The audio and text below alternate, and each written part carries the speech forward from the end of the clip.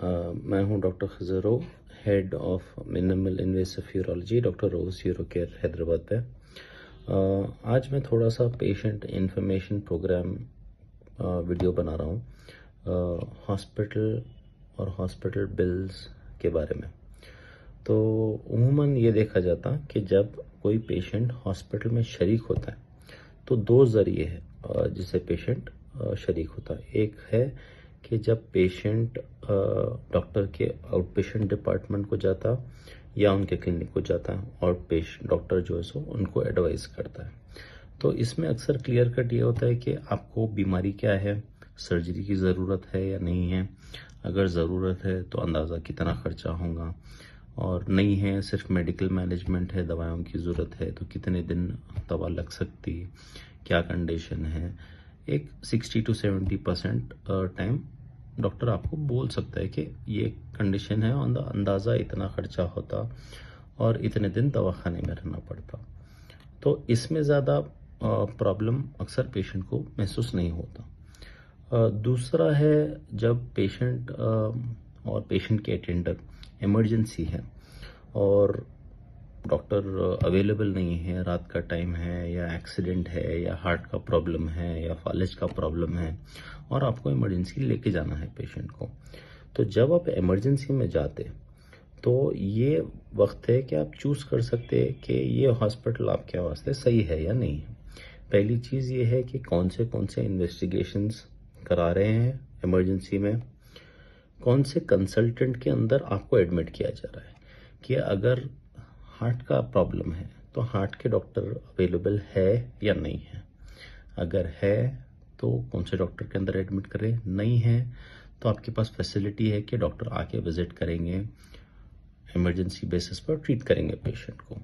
दूसरी चीज़ ये है जब वहाँ से इमरजेंसी से एडमिट होके जब आप आईपी इन पेशेंट में जब आते हैं तो अक्सर हाई रिस्क केसेस को या जिसको सीरियस जो केसेस होते हैं समझिए, उनको आईसीयू में एडमिट किया जाता।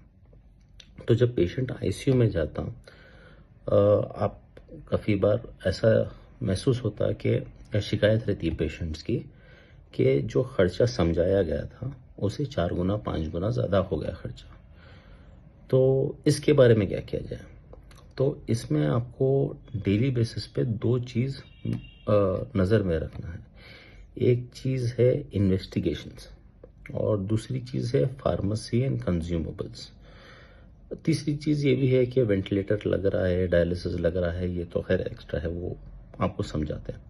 बट जब इन्वेस्टिगेशन जब आपके कराए जा रहे हैं तो इन्वेस्टिगेशन कौन सा है, आपका जो प्राइमरी कंसल्टेंट है जैसा कार्डियोलॉजिस्ट है या दिमाग का डॉक्टर है, उन्होंने एडवाइस किए हैं इन्वेस्टिगेशन या ड्यूटी डॉक्टर एडवाइस किए हैं, किसके बोलने पे इन्वेस्टिगेशन की एडवाइस किया गया है, और आपकी इजाज़त के बिना इन्वेस्टिगेशन नहीं करा सकते।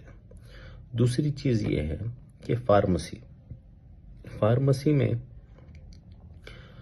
अगर 1000 रुपये खर्चा हो रहे फार्मेसी पे तो आप आइटमाइज्ड बिलिंग पूछ सकते हैं। आइटमाइज्ड बिलिंग का मतलब ये है कि 1000 रुपये में से एंटीबायोटिक को कितना खर्चा हुआ, आईवी सेट को कितना खर्चा हुआ, ग्लूकोज की बोतल को कितना खर्चा हुआ, ये सब चीज़ हिसाब से उनको देना ज़रूरी है। और एक चीज़ ये है कि जब आप इमरजेंसी में जाते हैं तो कोई भी हॉस्पिटल इमरजेंसी में इमरजेंसी सर्विसेज आपको रिफ्यूज़ नहीं कर सकता पैसे की बुनियाद पे। उनको उनका ड्यूटी है कि emergency services and first aid services, life saving services देना है जब तक पेशेंट स्टेबल नहीं हो जाए, और अगर आपकी इस्तात भी नहीं है वो हॉस्पिटल में रखने के तो जब तक स्टेबल हो गया पेशेंट को शिफ्ट नहीं करे उनको first aid and emergency services देना है। तो ये 2-4 चीज़ है जो आपके दिमाग में रखिए। एक चीज़ है फार्मेसी, आइटमाइज्ड बिलिंग, दूसरी चीज़ है इन्वेस्टिगेशंस, आप कौन से डॉक्टर एडवाइस कर रहे हैं एंड आपकी इजाज़त है या नहीं है।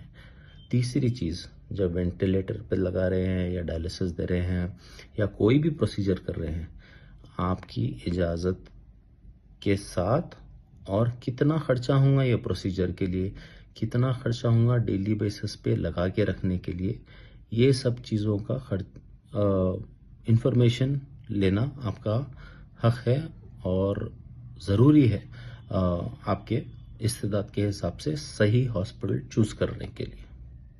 शुक्रिया।